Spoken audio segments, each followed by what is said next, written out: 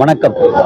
தமிழகம் மற்றும் சென்னை தொலைபேசி மாநில சங்கங்களின் சார்பாக, பிஎஸ்என்எல் சங்கம், என்எஃப்டிஇ, டெப்பு சங்கங்களின் சார்பாக இன்று ஒரு காத்திருப்பு போராட்டத்தை இங்கு நடத்தி கொண்டிருக்கிறோம்.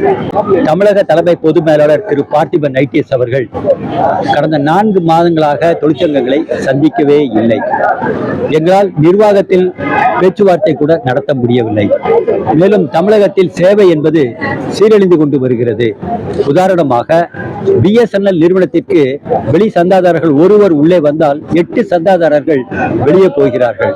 அப்ப பிஎஸ்என்எல் நஷ்டத்தை சந்தித்துக் கொண்டிருக்கிறது. அதைவிட காவல்துறையிற்கு 1 லட்சம் சியுஜி இணைப்புகளை, மொபைல் சேவையை நாங்கள் கொடுத்து வருகிறோம். சேவை சரியில்லை என்று சொல்லி காவல்துறை எங்களிடமிருந்து விலகி தனியார் நிறுவனங்களுக்கு போக முடிவெடுத்துள்ளது. இதை பற்றி பேச வேண்டும், இதற்கு கவனம் செலுத்த வேண்டும் என்று சிஜிஎம் அவர்களை நாங்கள் சந்தித்தால் அதற்கும் எங்களுக்கு அனுமதி கிடைப்பதே இல்லை. எங்கள் ஊழியர் பிரச்சனைகளை எக்காரணம் கொண்டு பேசுவதற்கு வாய்ப்பும் இல்லை.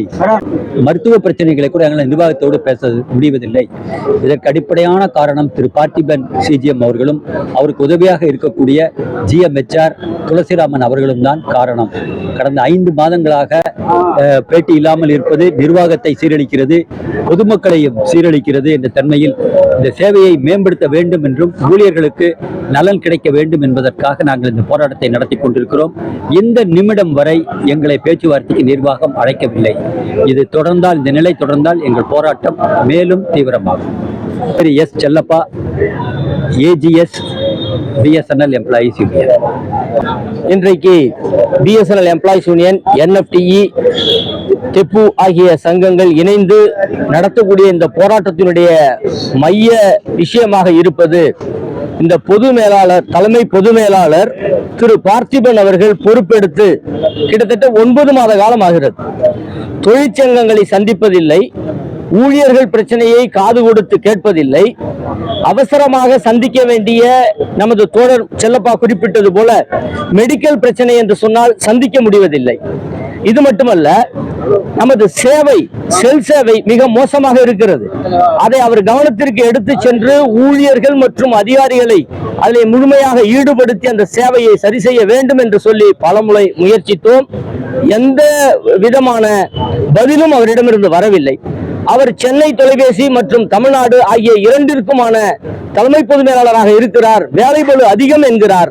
அப்படி இருந்தால் அதற்கு அடுத்த நிலையில் இருக்கிற அதிகாரிகளை அவர் யூனியன் அண்ட் அசோசியேஷனை சந்தித்து இந்த பிரச்சனையை தீர்ப்பதற்கு அவர்களுக்கு வலியுறுத்த வேண்டும்.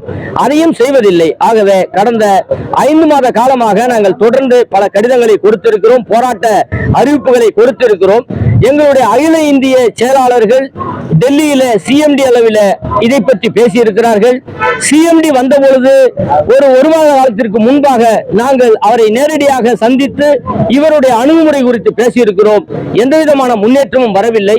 இன்றைக்கு கூட இந்த போராட்டம் நாங்கள் நடத்தி கொண்டிருக்கிற இந்த வேளையில் இவர் இப்பொழுது புரசைவாக்கம் அலுவலகத்திற்கு சென்று விட்டாரே தவிர இங்கிருந்து எங்களை அழைத்து பேசி பிரச்சனையை தீர்க்க வேண்டும் என்கிற எந்த முயற்சியும் எடுக்கவில்லை.